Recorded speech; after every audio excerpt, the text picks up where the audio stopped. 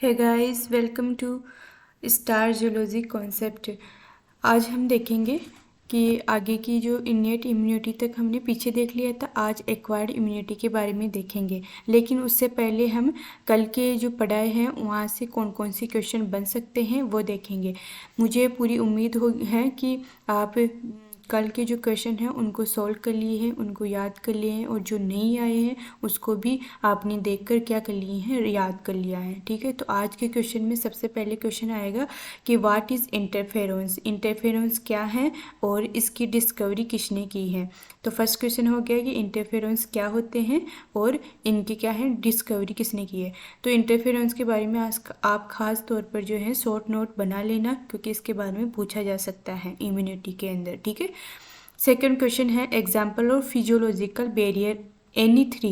मतलब कि आपको कल हमने देखा था ना बैरियर्स, उनमें से फिजियोलॉजिकल बैरियर्स की जो है एग्जाम्पल देने हैं आपको। ठीक है, उनमें से 3 एग्जाम्पल आपको लिखने हैं कम से कम। ठीक है, थर्ड क्वेश्चन है give brief account of innate immunity barrier. आपको जो है क्या देना है, आपको ये जो इन्नेट इम्यूनिटी के अंदर जितने भी बैरियर हैं उनके बारे में थोड़ा थोड़ा बताना है। ठीक है, जितने भी आपने बैरियर देखे हैं उनके बारे में शॉर्ट नोट के रूप में सभी के बारे में थोड़ा थोड़ा देना है, और ये जो है 5 नंबर के क्वेश्चन में आपको पूछा जा सकता है। फिर structure of monocyte cell, fourth question है कि मोनोसाइट जो सेल है उसके स्ट्रक्चर के बारे में बताना है कि ये किस तरीके की होती है ना, कल देखा था उसी के अकॉर्डिंग आपको इसका जवाब देना है। फिफ्थ क्वेश्चन है कि व्हाट इज़, यहाँ पर इफ़ नहीं है, यहाँ पर इज है।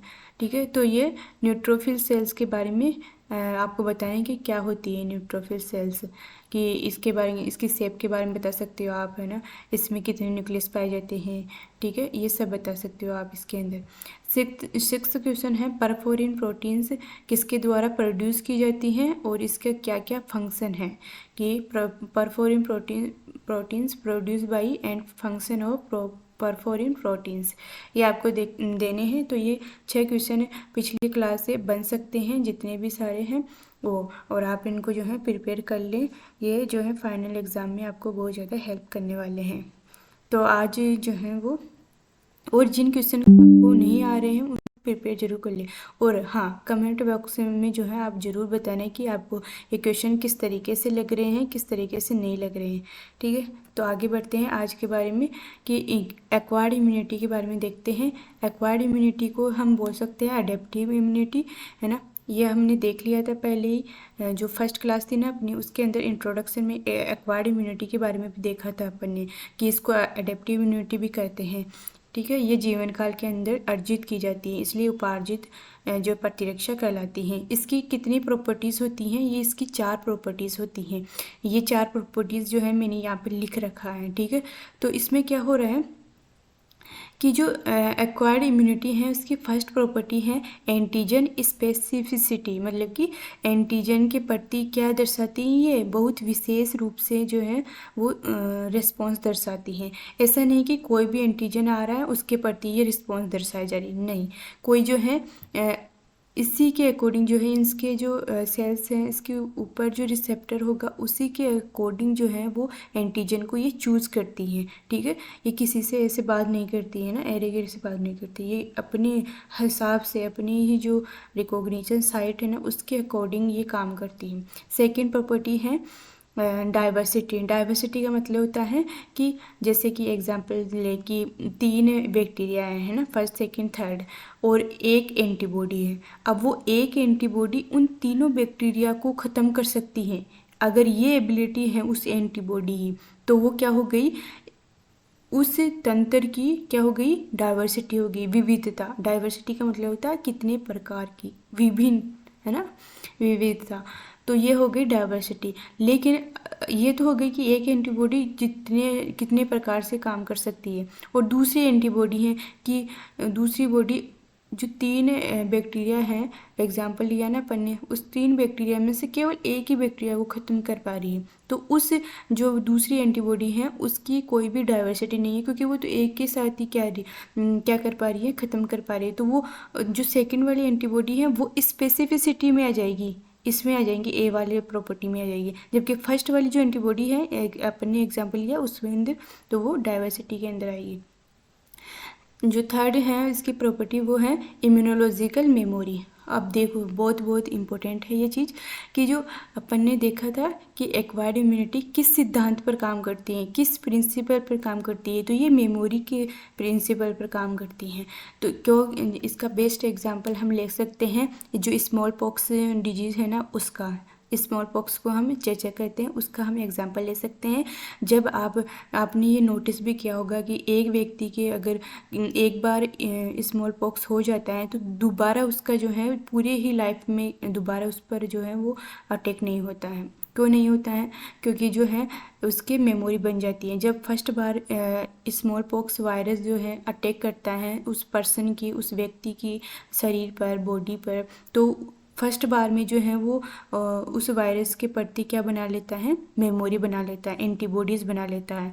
और सेकंड बार अगर कभी भी उस वायरस का दोबारा अटैक होगा बॉडी के अंदर, तो वो जो पहले से बनी है ना याददाश्त मेमोरी, वो जो है क्या करेगी, एंटीबॉडी का फॉर्मेशन करेगी और उसको क्या ये वायरस को डिजीज़ होने से पहले उसको ख़त्म कर देगी, है ना, बाहर कर देगी अपनी बॉडी से। तो ये हो गया इम्यूनोलॉजिकल मेमोरी। और फोर्थ पॉइंट है सेल्फ और नॉन सेल्फ रिकॉग्निशन।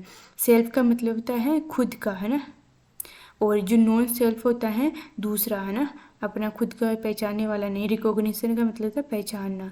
तो ये अपनी खुद की सेल्स और दूसरी जो अदर सेल्स हैं उसको पहचानने की क्या पाई जाती है, इसके अंदर प्रॉपर्टी पाई जाती है, इसमें कैपेसिटी पाई जाती है। एक्वायर्ड इम्यूनिटी की बात कर रहे हैं, है ना, उपार्जित प्रतिरक्षा की बात कर रहे हैं यहाँ पर। तो ये 4 पॉइंट जो हैं जिस किसी भी सेल्स में होगी तो वो किस में आएगी, एक्वायर्ड इम्यूनिटी के अंदर आएगी। मुझे आशा है कि ये सारा कॉन्सेप्ट क्लियर हो गया है इस 4 प्रॉपर्टीज़ के बारे में। बात करते हैं अब एक्वायर्ड इम्यूनिटी कितने प्रकार की होती हैं। तो एक्वायर्ड इम्यूनिटी 2 तरीके से अपन को मिलती है, अपने जो शरीर है, बॉडी है, उसको 2 तरीके से मिलते हैं। एक है बी लिम्फोसाइट के रूप में और दूसरा है टी लिम्फोसाइट के रूप में। बी लिम्फोसाइट को ही हम जो है ह्यूमरल इम्यूनिटी कह देते हैं और ह्यूमरल इम्यूनिटी को एंटीबॉडी मीडिएटेड इम्यूनिटी कह देते हैं। और दूसरी तरफ क्या है, टी लिम्फोसाइट को ही सेल मीडिएटेड इम्यूनिटी कह देते हैं और सेल मीडिएटेड इम्यूनिटी को ही क्या कहते हैं, साइटोकाइन मीडिएटेड इम्यूनिटी कहते हैं। ये सारा कॉन्सेप्ट क्लियर हो गया। तो बात करते हैं बी सेल जो कि ह्यूमरल इम्यूनिटी है उसके बारे में। तो जो ह्यूमरल इम्यूनिटी है उसको क्या किसके द्वारा प्रोड्यूस किया जाता है, बी सेल के द्वारा प्रोड्यूस किया जाता है। और ये जो बी सेल है वो किसके द्वारा, किस में प्रोड्यूस होता है, वो बोन मेरो में प्रोड्यूस होता है। और जो बी सेल है उसका जो मेचुरेशन, विकास है ना, वो भी बोन मेरो में होता है। तो ये पूरा कॉन्सेप्ट आपको समझ लेना है कि जो बी सेल है वो ही ह्यूमरल इम्यूनिटी को प्रोड्यूस करती हैं, उत्पाद करती हैं। और जो बी सेल का उत्पादन है वो बोन मेरो के अंदर होता है और बी सेल का मेचुरेशन मतलब कि विकास भी बोन मेरो में होता है। ठीक है, एक बात, ये पॉइंट क्लियर हुआ। अब बात करते हैं कि और ये जो बी सेल है वो क्या प्रोड्यूस करती हैं, 2 चीज़ें प्रोड्यूस करती हैं बी सेल। एक पॉइंट बहुत इंपॉर्टेंट है, वेरी वेरी IMP, कि बी सेल जो हैं वो क्या करती हैं, प्लाज्मा सेल को क्या करती हैं, प्रोड्यूस करती हैं, जिसे प्लाज्मा सेल को ही इफेक्टर बी सेल कहते हैं। और सेकंड जो मॉलिक्यूल है मेमोरी सेल, इसको प्रोड्यूस करती हैं। तो ये 2 सेल है ना कि प्लाज्मा मेम्ब्रेन, प्लाज्मा सेल और मेमोरी सेल, इन दोनों को प्रोड्यूस किसके द्वारा किया जाता है। क्वेश्चन बन सकता है ये कि प्लाज्मा सेल किसके द्वारा प्रोड्यूस की जाती है ना, प्लाज्मा सेल प्रोड्यूस बाई, तो बी सेल के द्वारा। ये बोल सकते हैं कि memory cell produce by B cell के द्वारा। ओके, और आगे और देखिए बी सेल क्या प्रोड्यूस करती है, एंटीबॉडीज़। तो ये जो एक क्वेश्चन है ना इसमें ये पूछा जा सकता है कि एंटीबॉडीज़ प्रोड्यूस बाई किसके द्वारा उत्पादित होती है antibodies, plasma cell. Plasma cell किसके द्वारा, बी सेल। मेमोरी सेल किसके द्वारा, बी सेल। ठीक है, और बी सेल किसको करती है, ह्यूमरल इम्यूनिटी को बनाती है। ओके, ये सारा क्वेश्चन हुआ क्लियर। अब बात करते हैं ये जो ह्यूमरल इम्यूनिटी है, इसके ऊपर क्या होता है, एंटीजन बाइंडिंग रिसेप्टर होता है जिसे ABR कहते हैं, और या फिर हम इसको मेम्ब्रेन बाउंड एंटीबॉडी मॉलिक्यूल भी कह देते हैं। तो ये सारा जो है वो किस में आएगा, ह्यूमरल इम्यूनिटी का पार्ट है। ठीक है, बात करते हैं अब टी लिम्फोसाइट या सेल मीडिएटेड इम्यूनिटी या साइटोकाइन मीडिएटेड इम्यूनिटी। अब जो सेल मीडिएटेड इम्यूनिटी है, जिसे सेलुलर इम्यूनिटी भी कह रहे हैं, ये किसके द्वारा प्रोड्यूस होती है, T सेल के द्वारा, जबकि ह्यूमरल किसके द्वारा हो रही थी, B सेल के द्वारा। अब जो T सेल है, इसका उत्पादन कहाँ पर हो रहा है, प्रोड्यूस किसके अंदर हो रहा है, बोन मेरो के अंदर, लेकिन मैच्योरेशन किस में हो रहा है, थाइमस ग्लैंड के अंदर। यहाँ पर अलग है, यहाँ पर अलग था, क्योंकि B सेल का उत्पादन भी बोन मेरो में हो रहा था, मैच्योरेशन भी बोन मेरो के अंदर, लेकिन T सेल का उत्पादन बोन मेरो के अंदर, मैच्योरेशन थाइमस ग्लैंड के अंदर। ठीक है, आगे देखिए, जो ये सेलुलर जो इम्यूनिटी है, सेल मीडिएटेड इम्यूनिटी, ये क्या रखती है, T सेल रिसेप्टर रखती है अपने के अंदर, है ना, जो कि क्या रिकॉग्नाइज करता है, only antigen that bound to MHC। अब यहाँ पर देख लो, एक नया शब्द आया है, MHC, मेजर हिस्टोकॉम्पैटिबिलिटी। ये जो है, अभी इसको ये नाम याद रख लो, आगे की क्लासेस में हम इसको क्लियर करेंगे।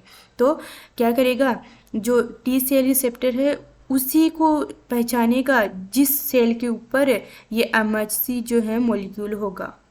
ठीक है, आगे देखिए, ये T सेल किस में और इन्वॉल्व रहती हैं, ये जो रिजेक्शन होता है ना ट्रांसप्लांट ऑर्गन्स का, आपने कभी सुना होगा कि जो है किसी एक व्यक्ति की जो है किडनी खराब हो गई है, अब जो है किसी संबंधित मतलब कि रिलेशन वाले जो हैं उसी से किडनी ट्रांसप्लांट हो सकती है, प्रत्यारोपित हो सकती है, किसी तीसरे व्यक्ति के द्वारा किडनी का ट्रांसप्लांट नहीं हो सकता। ऐसा क्यों होता है, कभी सोचा है आपने?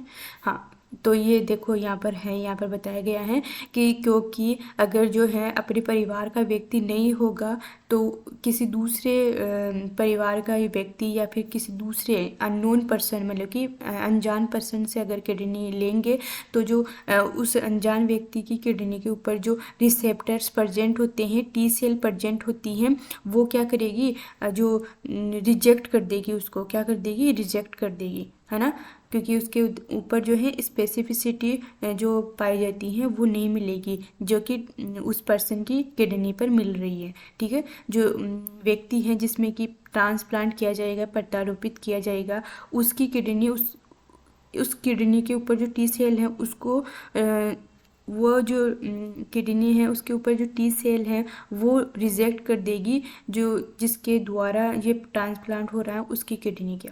इसी वजह से ये बोला जाता है कि परिवार के जो व्यक्ति हैं उसी से किडनी क्या हो सकती हैं, प्रत्यारोपित हो सकती हैं, डोनेट हो सकती हैं। ये बात आई। तो यहाँ पर सिंपल सा क्वेश्चन पूछ सकते हैं कि जो प्रत्यारोपित ऑर्गन्स हैं, अंग हैं, उसका रिजेक्शन हो जाता है किसकी वजह से, तो T सेल आएगा कि T सेल की वजह से रिजेक्शन हो जाता है। यहाँ तक समझ में आया आप सभी को? चलो तो आगे बढ़ते हैं अपन। अब बात करते हैं, यहाँ पर की नोट है ना, कि अपन ने अभी देखा कि जो B सेल हैं, जो B लिम्फोसाइट हैं, वो किस तरीके से काम करती है। तो देखो यहाँ पर मैंने दर्शाया गया है कि जो पहली बार इन्फेक्शन होगा तब क्या होगी, बी लिम्फोसाइट के साथ में जो एंटीजन है, एंटीजन का मतलब होता है रोगजनक, जो बैक्टीरिया हुआ, वायरस हुआ, जो भी आएगा कांटेक्ट में, मतलब कि संपर्क में आएगा, जैसे बी लिम्फोसाइट के, है ना, बी लिम्फोसाइट और एंटीजन संपर्क करेंगे, कांटेक्ट होगा, तो क्या होगा, तो दो चीज़ें होगी यहाँ पर। क्या होगा, डिफ्रेंसिएशन होगा, विभेदन होगा, दो चीज़ों में विभेदन होगा। एक तो वो बी सेल क्या बनाएगी, प्लाज्मा सेल बनाएगी, है ना, और एक बनाएगी मेमोरी सेल। ठीक है, प्लाज्मा सेल जो है उसको हम इफेक्टर बी सेल कह रहे हैं, और ये क्या सिक्रिएट करती है, एंटीबॉडी सिक्रिएट करती है प्लाज्मा सेल, ये मैंने पहले बता दिया है, यहाँ पर मैंने डायग्राम के थ्रू भी बता रही हूँ ना। और मेमोरी सेल बनाएगी ये। तो बी सेल क्या बनाएगी, जब एंटीजन के कॉन्टेक्ट में आएगी, संपर्क में आएगी, तो ये बनाएगी ये दोनों चीज़ें। इसको आप जो है अपनी जो है मेमोरी में याद कर लेना, जो जैसे कि जो अपना इम्यून सिस्टम है वो भी मेमोरी बनाता है ना, वैसे आपको भी मेमोरी बना लेनी है। ओके, तो अब सेकंड की पॉइंट की तरफ चलते हैं। अपन ने कल 4 तरीके के बैरियर देखे थे, लेकिन जब आप आगे जाओगे, आगे पढ़ोगे, तो आपको जो है डीप के अंदर एक और नया बैरियर देखने को मिलेगा, जिसको कि हम कह रहे हैं फिफ्थ बैरियर। क्या कह रहे हैं उसको हम? Fifth barrier. और फिफ्थ बैरियर का नाम क्या है? इन्फ्लामेटरी बैरियर है। अब इन्फ्लामेटरी, अब नया शब्द आ गया, ये क्या कौन सी बला आ गई? तो कोई सी बला नहीं है, बहुत ही सिंपल है कि जब आप कभी आपको जो है अभी घाव हो जाता है, कभी आप गिर जाते हो, है ना, तो गिरने पर जब जो घाव होता है उस पर जो है अब या तो जो है उसमें से खून निकलेगा, अगर खून नहीं निकलेगा तो वहाँ पर सूजन सी आ जाएगी, है ना, सूजन सी आ जाएगी, वहाँ पर क्या होगा, लाल लाल हो जाएगा, रेडनेस हो जाएगी, वहाँ पर रेडनेस के अलावा आप वहाँ पर दर्द भी होगा, है ना। तो ये सब जो है आपको होने लगता है। तो ये सारी प्रक्रिया ही क्या है? इन्फ्लामेशन है, इन्फ्लामेटरी प्रक्रिया है ये सारी की सारी, है ना। तो ये क्यों की जाती है और इसकी क्या ज़रूरत है भाई, है ना।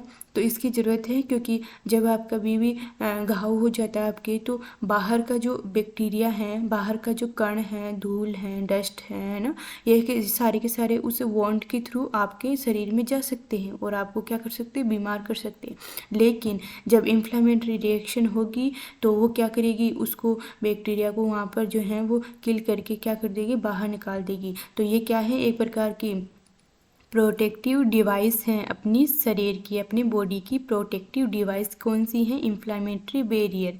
और ये कभी कभार देखने को मिलती हैं, हमेशा नहीं देखने को मिलती। लेकिन जो 4 बैरियर मैंने पहले बताए हैं वो हमेशा देखने को मिलेंगे, ठीक है।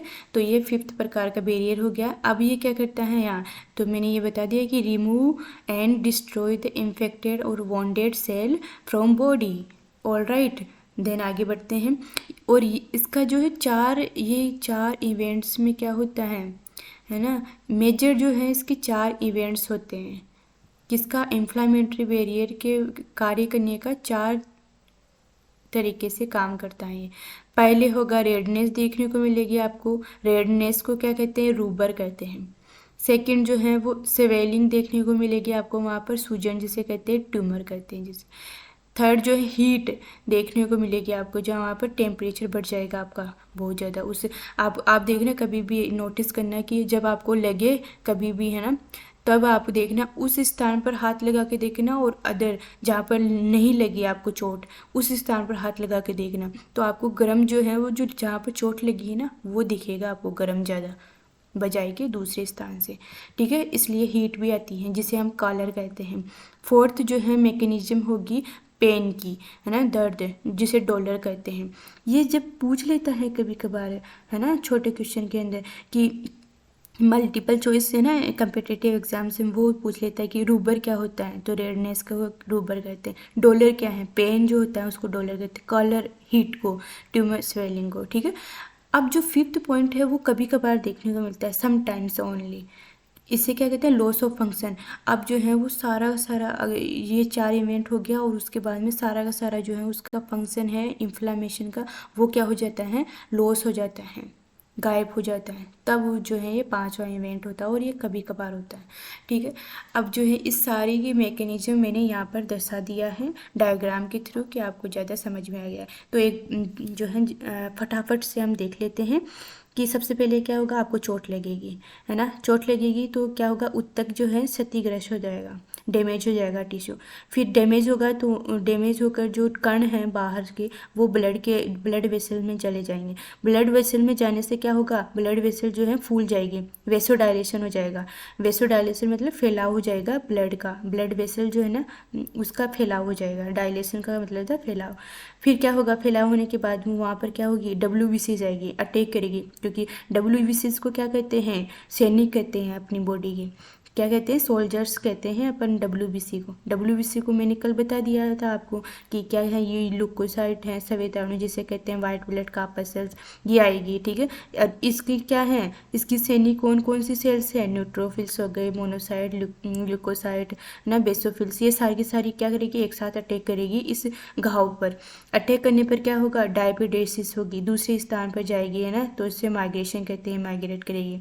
अभी यहाँ पर माइग्रेट होने पर क्या करेगी, यहाँ पर केमिकल्स का सिक्रेशन होगा, साइटोकाइन सिक्रेट होगी, तो ये कीमोटैक्सिज्म आएगी। कीमोटैक्सिस का मतलब होता है रसायनावर्ती की क्रिया होगी। रसायनावर्ती क्रिया के साथ में जो है वो डिग्रेडेशन होना स्टार्ट हो जाएगा। किसका, जो घाव के अंदर जो बैक्टीरिया हैं, कण हैं, पार्टिकल हैं, उसका क्या होगा, डिग्रेडेशन स्टार्ट हो जाएगा। डिग्रेडेशन ही स्टार्ट होने के बाद में ये सारी की सारी क्या कहलाएगी, इन्फ्लामेशन कहलाएगी। और जो इतनी भी अदर जो पार्टिकल्स हैं, बैक्टीरिया, वायरस जो अपने कांटेक्ट में आए हैं उस वॉन्ड के, है ना, डैमेज पार्ट के, तो वो क्या कर देगी, उसको डैमेज करके डिस्ट्रॉय करके बाहर निकाल देगी और अपनी बॉडी को क्या करेगी, सुरक्षा करेगी, है ना, प्रोटेक्टिव करेगी, है ना। तो इस तरीके से ये सारे प्रोसेस हो गई हैं और आई होप आपको ये सारा कुछ समझ में आ गया होगा। इन सभी को आपको क्या कर लेना है, एक एक पॉइंट को बार बार रिवाइज करना है। छोटे छोटे क्वेश्चन भी बनते हैं और बड़ा क्वेश्चन भी बनता है। अभी मैंने आज की जो क्वेश्चन में दिया है ना, ये ब्रीफ अकाउंट इम्यूनिटी बैरियर के, तो ये बड़ा क्वेश्चन भी बन सकता है। और धीरे धीरे जैसे जैसे अपन आगे बढ़ेंगे तो बड़े क्वेश्चन भी बनते जाएंगे और छोटे क्वेश्चन भी बनते जाएंगे। तो आप लगातार रूप से बने रहिए, जुड़े रहिए, और अगर सेशन अच्छा लगा तो लाइक, शेयर एंड सब्सक्राइब जरूर करें, ठीक है। तो ये सब कुछ आपके लिए ही हो रहा है, तो जो है वो ज़रूर करना, ठीक है। चलो बाय बाय, और क्या करें, पढ़ते रहें, खुश रहें और हंसते रहें, ठीक है। तो धन्यवाद।